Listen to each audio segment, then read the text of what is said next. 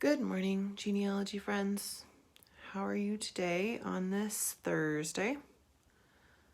We are tackling I think this is an interesting question, the idea of analyzing evidence. I think that there's a sort of split that happens. I don't know, this is how it happened for me. In the beginning, when I got into genealogy, I was very interested in, collecting photos, starting to put together timelines and stories.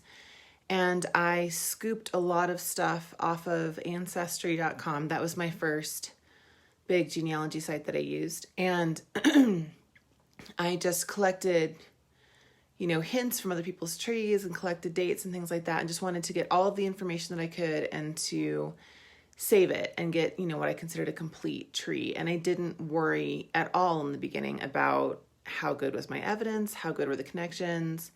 Do I trust this random stranger that's built a family tree on Ancestry? Do I think that this is a person who, put together these 30 generations and I should just trust them? And I really didn't think too hard about it. And I think within the first week of having an Ancestry.com account, I had traced my husband's ancestry back to Mark Antony in the Roman Empire, because that's what you can do on Ancestry if you're really not checking sources and you just take everybody at their word and suddenly you're related to Genghis Khan and all kinds of people. So I don't think that analyzing evidence is one of those things that I don't think it's one of those things that people do first, but I think that analyzing evidence is really important. And I think that as you start to get more into genealogy and you start taking a second look at all the information that you're collecting, doing a good evidence analysis will actually save you a lot of time if you're barking up the wrong tree. So I wanted to talk about it. Let me flip this around. Good morning. Hi, Deb. Okay, I'm seeing my comments today. Yesterday, I just could not get the comments to clear up. So hello to everybody. I'm trying to think if there's any news before we get started. I still don't have news of my course. I don't have news in my book. I mean, I do have news, but I'm not going to. Again, I want to tell you guys when to expect things because I tend to be wrong about that by weeks. We got a whole bunch of people who joined the Family Tree Notebooks genealogy group yesterday on Facebook, and that was exciting. If you have applied but you haven't been cleared, it's because you didn't answer the questions. The good news is you can go back in and answer the questions, and then I'll let you in. And if you are, I won't name her, but if you're the one person who answered no to the question, will you be kind and follow the rules? That's why you're not in the group. Okay. So when you have a source, a piece of evidence, so basically when you have a record, a source can also be a photograph or a tombstone or something like that, but just to make things easy, let's imagine that we have a record.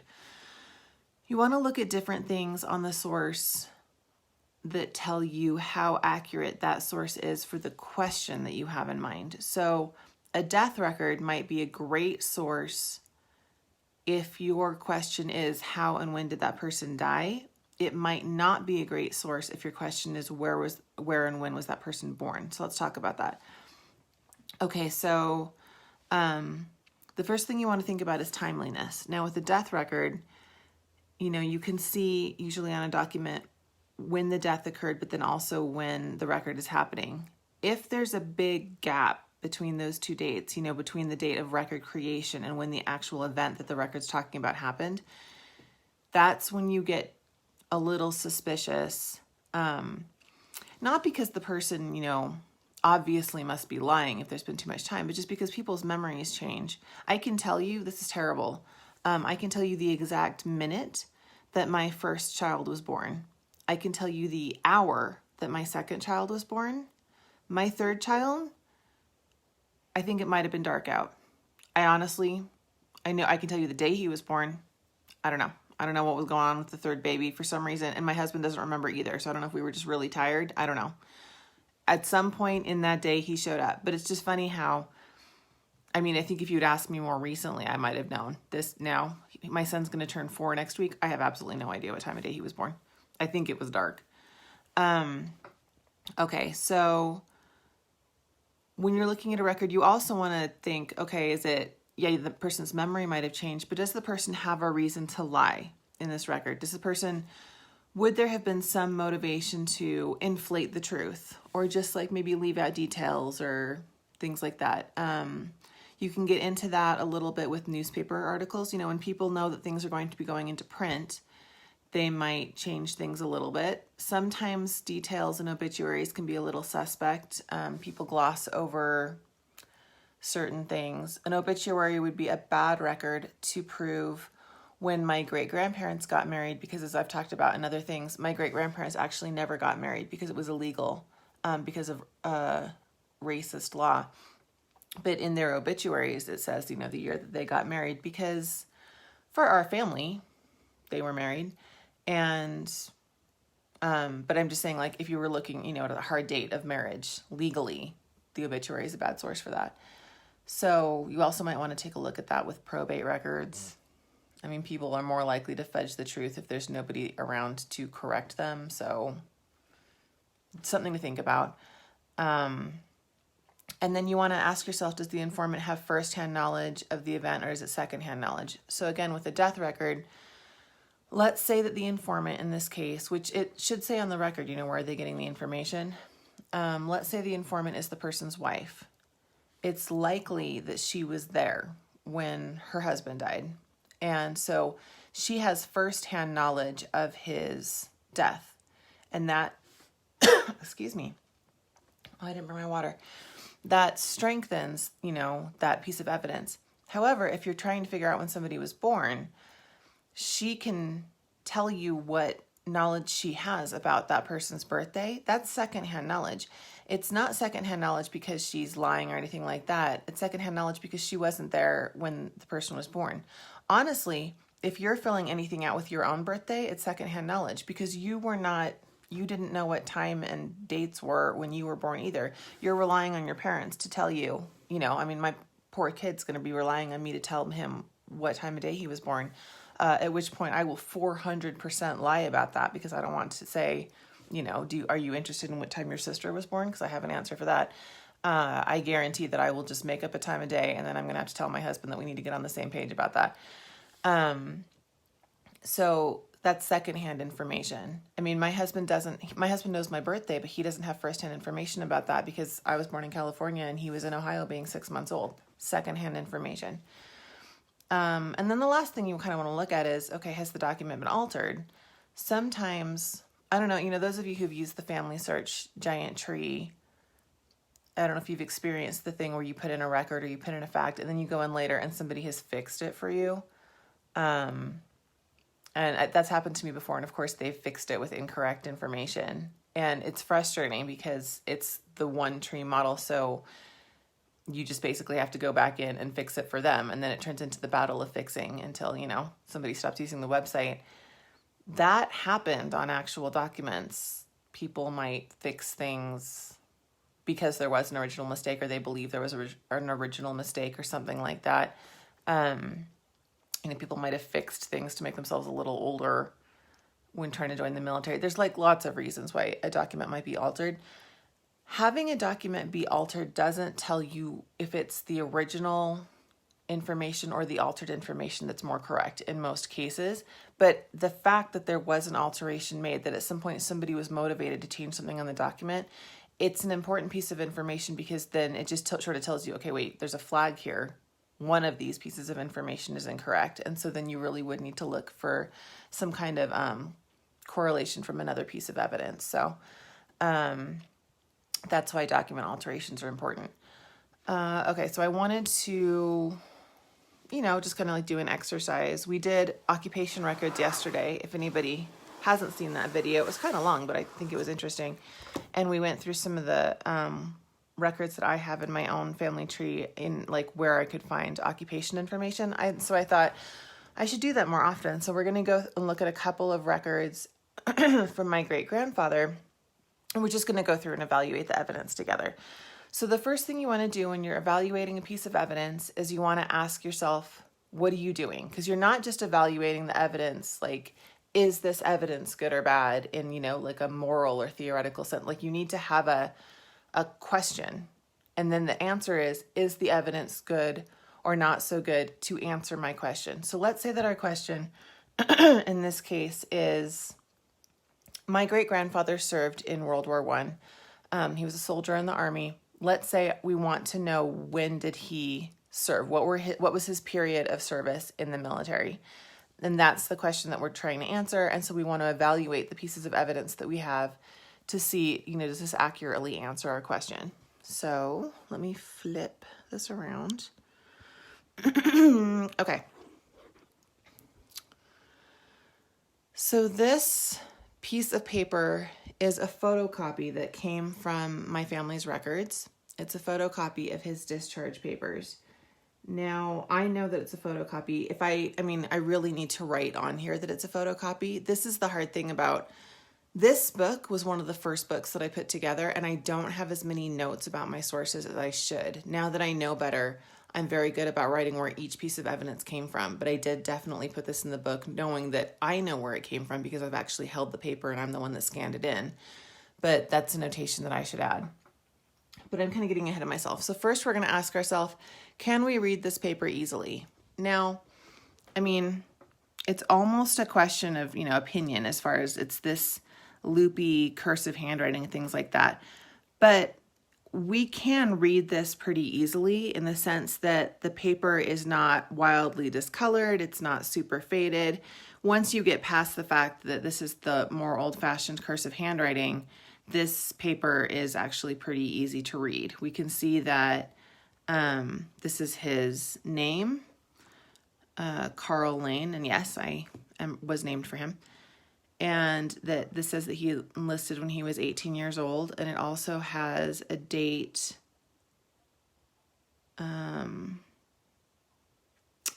somewhere. It has a date. There's a couple of dates on here. I'm trying to sort of read it as I've got you on the live, but it has a date saying that on the 15th of March, 1919, this is when this paper is happening. So yes, we can read it easily. Is the document official? Yep, it seems to have, come from the military. This is a military document. Is it an original or a copy? This is a photocopy. Like I said, I know that because I actually held the photocopy. But it's not, a photocopy, the Xerox machine has no agenda as far as tampering with your information. So a photocopy can be a problem if it makes the document harder to read. But the photocopy isn't going to change the substance of the document. So you can know that it's a copy, but also know that that might not affect, whether or not the information is correct. If you're looking at an index, like there's often people will have, information that comes from an index for marriage records or things like that, and they won't necessarily have seen the actual marriage record. An index is always a derivative. It's always a copy because somebody had to sit down at a computer or a typewriter or something like that and copy down the information they're looking at. And then you do have that, because you have that human interaction step, you have a higher chance that that person made an error, hit the wrong key or something like that. So in that case, that's going to be, a flag that you maybe you always want to try to find the original copy if you can. If you have information from indexes, you're always going to want to see what you can do to get your eyeballs on that original piece of paper. Okay, let's see, where has this been? This has been in our family records. Has it been altered? This is a 2-page document. There are no alterations. There are stamps on it. There are stamps here that say that he was paid in full, a date for a second bonus. This one up here talks about the victory button that he got. He was wounded at in France during a battle. And so that's why he was discharged. I'm not getting that from, am I getting that? Oh, I am getting that from this piece of paper, but it's also like family lore. You can see that he had a shrapnel wound jaw. How timely is it? They were filling this piece of paper out when he was being discharged. This is not like later in his career or later in his life when he's trying to prove that he was in military service. So it's a very timely record. Is it firsthand or secondhand information? I believe that most of this should be firsthand information. There's a possibility that, they're saying when enlisted, he was 18 years of age. It's possible that they just asked him, but I'm assuming that they had their own military records that they were referencing when they were discharging him. And so they were probably able to see that that was the age that he was. And in this case, his son actually lies later to make himself older so that he can serve in World War II. But that I know from other research that he was in fact 18 years old. So it's, firsthand information. And then is our question asked directly? Remember, our question was about service. And it is, in the sense that we have a discharge date, where we have a date that this paper was put together. And then, other various dates on here that suggest, okay, so we're looking at February or March of 1919. And then we have this idea that he was 18 years old when he enlisted. So that gives us a pretty accurate window of time for when he served in the Army. So our question is answered pretty directly. We don't have to do too much inference. It wants to know who gave the info. The person who filled this out, or at least the person who signed it, is his commanding officer. And there's also, this is my great-grandfather's signature. So, between the two of them, I feel like they would know. How did they have the knowledge? Well, it was his service, and then the other guy was his commanding officer. So that's pretty accurate. And then you would want to think before you give up, okay, so is there anywhere else I want to go with this record? Maybe I should look up his commanding officer. Maybe I would want to know more about, this battle that he served in. And, do I want to know anything about, like, where he was in Ellis, Kansas when he enlisted? Do I want to know anything more about that? So that's, at that point, then you're just pulling out information to jump off and do more research. But there's no other information from this document that I would do to answer my question about his enlistment. But let's look at a different record, still asking the same question about enlistment. Okay, so this is a new record that we're looking at, same person. This is an application for a headstone or marker. This is so that he could get a military headstone. This is, I think, just so that he could get a headstone, period. And this is the paperwork that his wife filed, my great-grandmother. And let's say that our question is still, when did he serve in the Army? Oh, no, this is for a military one. Sorry. I was thinking, I thought this was military. It just doesn't say that on there. Okay, now this, first we're going to say, can we read it easily? We can read this pretty easily. It's been marked up with this red pencil. And so some of that is a little difficult to read. But again, the document hasn't gotten wet. It's not a photocopy that's too faded or too dark to read. We can read this pretty easily. Is it an official document? It's an official document in the sense that this is the actual application for the headstone. It's not an official document in the sense that that other one, the military one, was for the purposes of our question. This is not an official military document. So, this one's going to be a little more suspect. Is it an original or a copy? Well, it's the carbon copy of the original application. But again, the carbon paper doesn't have an agenda, or, it's not likely to make a mistake between the original and the carbon copy. It's a lot like a Xerox. So we're going to consider this pretty close to the original. Where has it been? It's been in this is another thing that came out of our family records. How timely is it? It's timely, sort of, for his death. This is not timely for his military service. You can see he died in 1951, but we're talking about military service that ended in 1919, which is before his wife knew him. So not timely.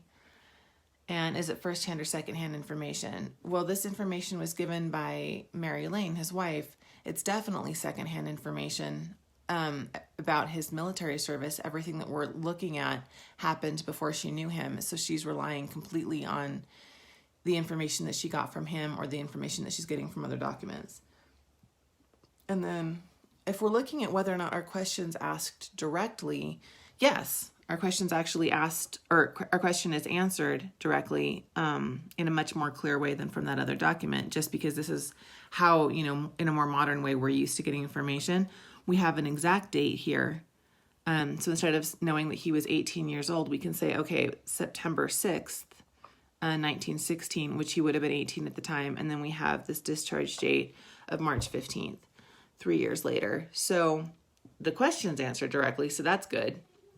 But then, when you go back to who gave the info, or back to Mary Lane and knowing that she was a secondary source, And how did she have the knowledge? Well, she had the knowledge probably from her husband and maybe from military papers that he had filled out, or maybe she's looking at that same paper that I already showed you, but she's relying on other sources for this information. And so, you know, this is a piece of information. This is a piece of evidence. This is not a bad piece of evidence, but this piece of evidence is not as strong as the one that we looked at a minute ago because it's not an official document. It's not from a first-hand source. And there's been quite a bit of time between when that document was put together and when this one was put together. The fact that this correlates that it's supportive, but you have to remember that there's a really high chance that this correlates that other piece of evidence because they're using the other piece of evidence to get this information. So as a supportive correlation piece of evidence, this is not fantastic. This is a better piece of evidence about things like when he died. Obviously, this is a great piece of evidence for where he was buried. You know, that's the information that is really timely and, you know, where she'd have more firsthand knowledge about that than anybody else. But as far as his military service, this one is not, it's not as good as the other one. Okay. Anyway, I hope that little exercise was helpful. I know that as far as, you know, genealogy topics can go, sometimes evidence analysis is not quite as exciting. It's not quite as like sexy as other things, but it is really important because you want to be making sure that you're not wasting your time in the service of creating a beautiful full book that is not an accurate representation of what happened with your ancestors, because you know, that's the thing, is that we all want to have these great stories, but we don't want to do fiction when you're talking about genealogy. And we're all related to enough people. We don't need to fictionalize our ancestors' stuff. Everybody is going to have somebody in their family history that did interesting things. But in the meantime, you just want to make sure that things are as accurate as possible so that, you know, all the dominoes are set up correctly so that things don't get messed up. And that's all that I had today. So thank you guys for tuning in, and I will see you tomorrow.